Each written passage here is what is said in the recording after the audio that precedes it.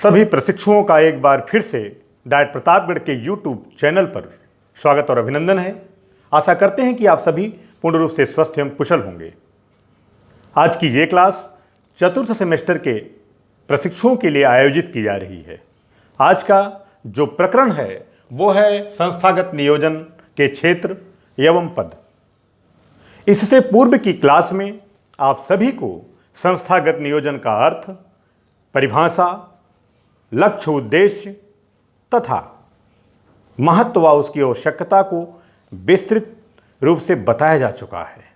तो आज की क्लास में हम आप विस्तृत ढंग से इसके क्षेत्र और पदों पर चर्चा करेंगे। तो आइए बोर्ड पे देखते हैं जो पहली हेडिंग बनी हुई है, संस्थागत नियोजन के क्षेत्र, एरियाज ऑफ इंस्टीट्यूशनल प्लानिंग। जब इसका अध्ययन आप स्टार्ट करते हैं तो आप देखते हैं कि इसके क्षेत्रों को दो भागों में आप बांट देते हैं, एक भौतिक क्षेत्र और दूसरा शिक्षा संबंधी क्षेत्र। पहला फिजिकल एरिया और दूसरा एकेडमिक एरिया। तो सबसे पहले हम सभी फिजिकल एरिया पे चर्चा करते हैं, उसके भौतिक क्षेत्र पे चर्चा करते हैं। भौतिक क्षेत्र के अंतर्गत कुछ पॉइंट्स बना दिए गए हैं। ये पॉइंट्स आप देख सकते हैं, यहाँ 1 से लेकर 7 पॉइंट्स का उल्लेख किया गया है। एक एक पॉइंट की हम लोग एनालिसिस करते हैं।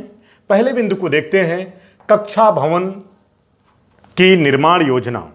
कोई भी विद्यालय को फाउंड करने के पूर्व कक्षा भवन का निर्माण किस प्रकार किया जाएगा, कितने कोण पर होना चाहिए, उसमें प्रकाश और हवा की समुचित व्यवस्था किस प्रकार हो सकती है, इस सारी बातों को सोच विचार करके एक प्रारूप तैयार किया जाएगा कि भवन का निर्माण कैसे किया जाना है।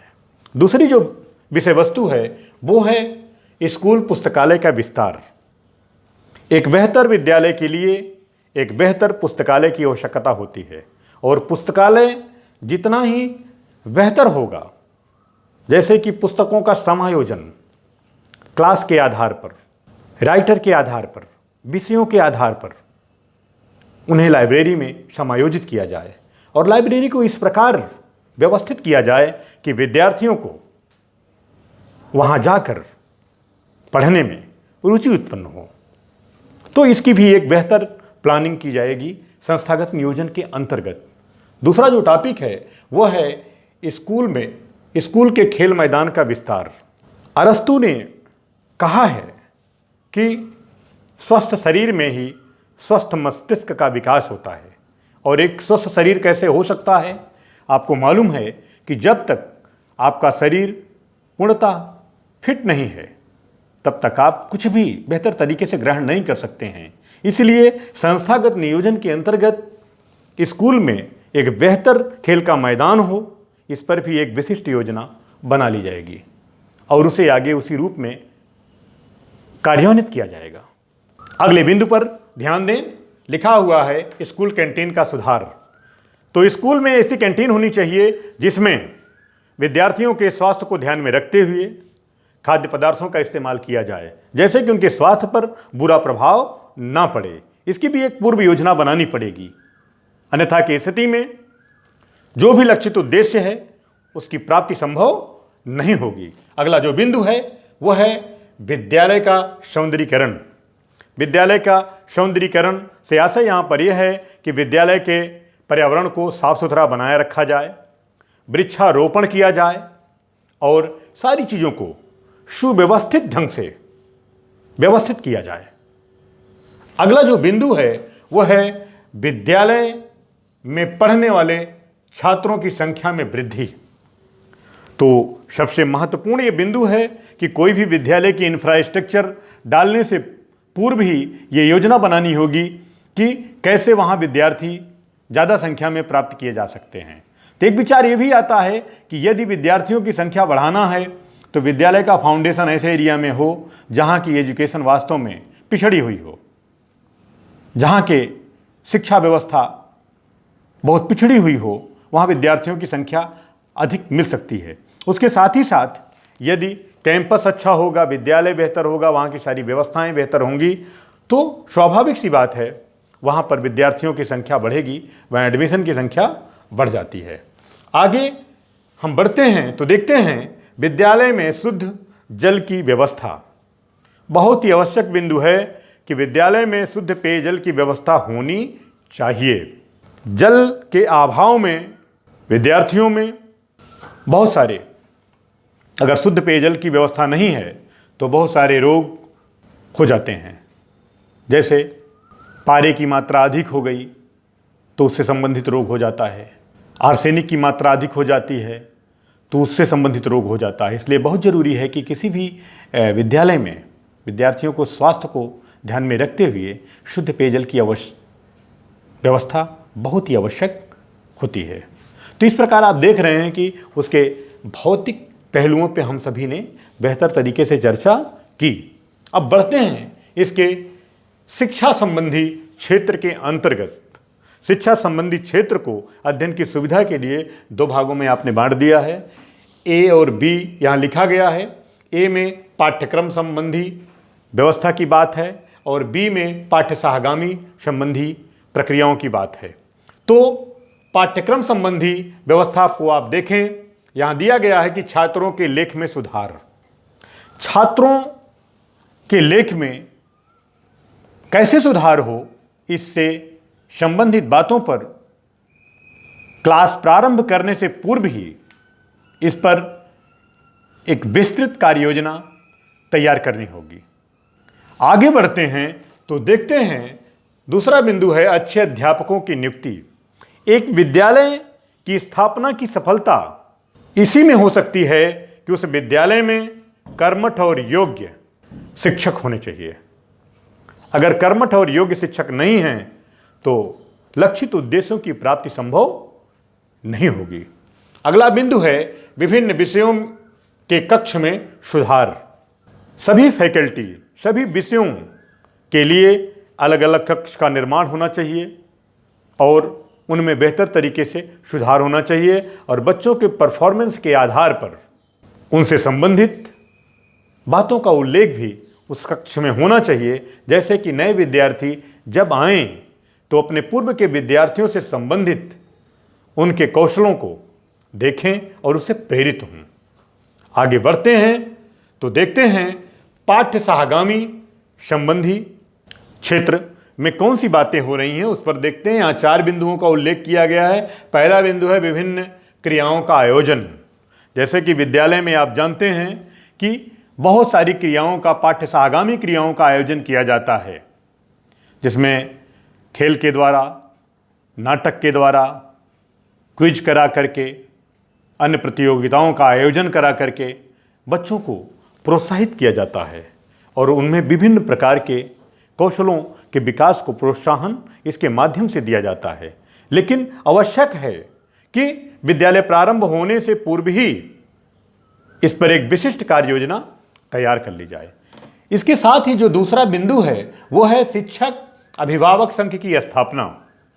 तो विद्यालय के लिए बहुत आवश्यक है कि विद्यार्थियों को पढ़ाने वाले शिक्षक और विद्यार्थियों के माता पिता, इनसे संबंधित एक संघ का निर्माण किया जाए जहां पर बच्चे से संबंधित सभी समस्याओं पर विचार विमर्श किया जा सके कि उन्हें सीखने में कहाँ समस्या हो रही है, किसी भी बच्चे में क्या इंडिविजुअल डिफरेंसेस हैं और वो बातें क्यों हैं, इनको बेहतर तरीके से समझा जा सकेगा और इसका वांछित परिणाम हम प्राप्त कर सकते हैं।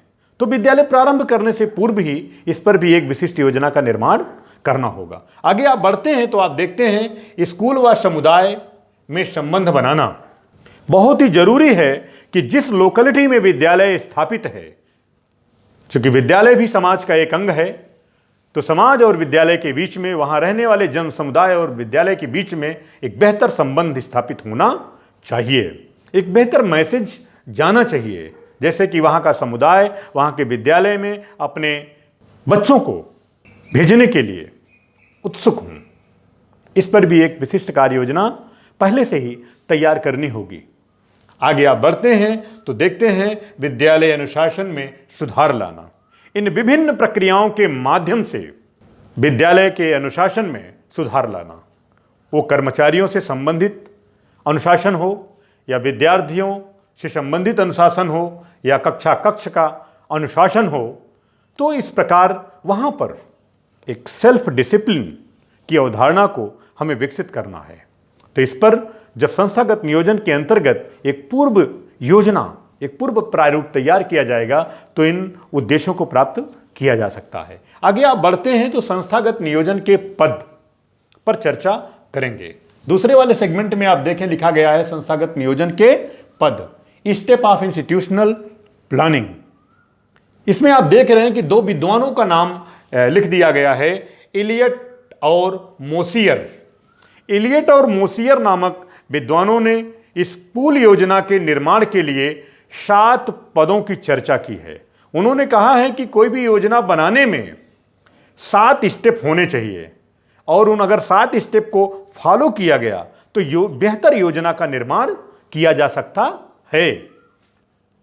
तो उन 7 योजनाओं का उल्लेख कर दिया गया है, आप देख सकते हैं बोर्ड पे लिखा गया है। पहली योजना क्या है जो किसी भी विद्यालय के लिए बहुत ही आवश्यक है, वो है विद्यालय की शैक्षिक आवश्यकताओं व उपलब्ध संसाधनों के परिप्रेक्ष्य में लक्ष्यों का निर्धारण। अर्थात किसी भी विद्यालय, वो विद्यालय किस शैक्षिक कार्यक्रम के लिए खोला गया है, उसके लक्ष्य और उद्देश्य डिसाइड करना है कि किस प्रकार से उन लक्ष्य और उद्देश्यों को आप प्राप्त करेंगे, इस पे विमर्श करना है। यह पहला स्टेप हो गया।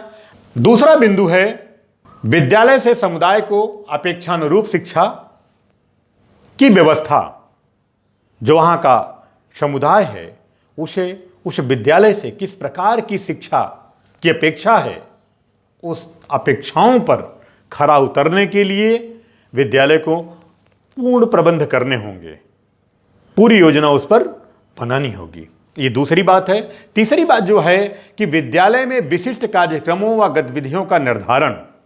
विद्यालय अपने समस्त कार्यक्रम, समस्त गतिविधियों का पूर्व में ही निर्धारण कर ले, जैसे कि जब विद्यालय को संचालित किया जाए तो इन कार्यों को बेहतर तरीके से निष्पादित किया जा सके और अपेक्षित लक्ष्यों को प्राप्त किया जा सके। अगला बिंदु है निर्धारित कार्यक्रम की सिद्धि हेतु कार्य इकाइयों का निर्माण। अर्थात जो कार्यक्रम आप डिसाइड कर रहे हैं उनके लिए अलग अलग कार्य इकाइयों का निर्माण आप करेंगे। क्योंकि अगर एक ही इकाई के अंतर्गत सारे कार्यों को छोड़ दिया जाएगा तो हमें अपेक्षित लक्ष्य की प्राप्ति नहीं हो सकेगी। इसके लिए सारे कार्यों के लिए अलग अलग छोटी छोटी इकाइयों का निर्माण किया जाएगा, अलग अलग व्यक्ति को उसके लिए रिस्पॉन्सिबल बनाया जाएगा, तो इससे हमें अपेक्षित परिणाम बहुत ही गुणवत्तापूर्ण प्राप्त होंगे। अगला बिंदु जो है वो आप देखें लिखा हुआ है संपूर्ण सोची हुई योजना को व्यवहार में लाना। आप जानते हैं कि कक्षा कक्ष में जो कुछ भी शिक्षण किया जाता है, जो भी आपको बताया जाता है, उसकी सार्थकता इसी में होती है कि जब इन सीखी हुई बातों के द्वारा आप अपने जीवन को आगे बढ़ाते हैं, अर्थात आप परिमार्जित होकर के व्यवहार करते हैं, अर्थात व्यवहार में उन बातों का उपयोग आप करते हैं। तो ये अगला पद है कि सोची हुई योजना को व्यवहार में लाया जा रहा है। आगे बात आ रही कि सभी व्यवहारों व क्रियाओं का मूल्यांकन। अब बात यह आती है कि जो भी व्यवहार और क्रिया जिन पर आपने विचार किया है, जिन पे आपने विशिष्ट योजनाएं बनाई हैं, उसका आप इवैल्यूएशन करेंगे कि ये कहां तक खरी हैं और कहां तक इन पर बेहतर जो है कार्य किया जा सकता है और इनसे कितना अत्यधिक हमें वांछित रिजल्ट प्राप्त किया जा सकता है। तो इस पर आप इसका मूल्यांकन कर लेते हैं। मूल्यांकन के बाद अगला बिंदु आता है कि मूल्यांकन के आधार पर पुनः नियोजन की संभावनाओं को बनाए रखना। अर्थात जब आप मूल्यांकन कर लेते हैं तो उसके बाद इतनी उसमें गुंजाइश रखते हैं कि पुनः नियोजन की योजना आगे बनाई जा सके। ऐसा ना हो कि एक योजना के साथ संपूर्ण लक्ष्य और उद्देश्य समाप्त हो जाएं, उसमें आगे बढ़ने की और भी संभावनाओं को बनाए रखना होता है। तो इस प्रकार कहा जा सकता है कि योजना निर्माण एक विधिपूर्ण तरीका है जिसमें कोई भी प्रशासक कार्य करने के पूर्व कुछ चिंतन कर लेता है और लक्ष्य एवं उद्देश्यों का निर्धारण कर लेता है, जैसा कि ये लक्ष्य और उद्देश्य आपको बताए गए हैं। तो इन लक्ष्य और उद्देश्यों की प्राप्ति के लिए अपेक्षित संसाधन पर भी विचार कर लिया जाता है। तो ऐसी परिस्थिति में व्यक्ति की क्षमताओं को पूर्ण उपयोग हेतु प्रोत्साहित किया जाता है और उनमें विभिन्न प्रकार के कौशलों का विकास किया जा सकता है। तो आज की क्लास में इतना ही। धन्यवाद। जय हिंद, जय भारत।